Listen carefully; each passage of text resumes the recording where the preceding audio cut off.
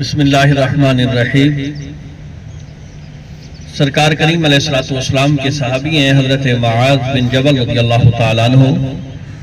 वो एक सफर पे जाने लगे तो नबी करीम अलैहिस्सलाम की बारगाह में हाजिर हुए, अर्ज करने लगे, या रसूल अल्लाह, मुझे कुछ नसीहत फरमाइए कि मैं सफर पे जा रहा हूं।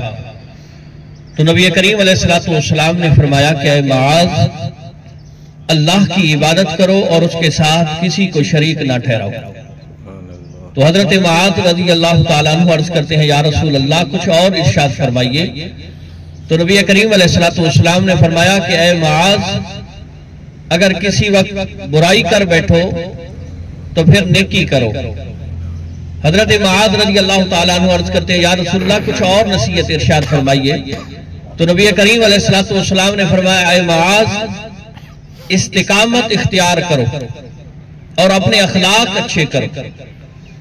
ये हदीस पाक हमें बताती है, एक तो ये है कि इबादत सिर्फ अल्लाह की है, दूसरी चीज ये है कि इंसान है, खताकार है, गुनाहगार है, कि अगर इंसान से कभी खता और गलती हो जाए तो वो फिर नेकी करने में जल्दी करे, क्योंकि नेकी उस बुराई को मिटा देती है।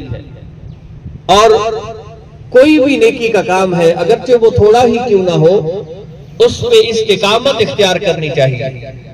और हमेशा सरकार करीम अलैहिस्सलाम की अगर आप सीरत पढ़ते हैं तो उसमें एक चीज पे बहुत ज्यादा जोर दिया गया है, वो है अपने अखलाक को अच्छा करना।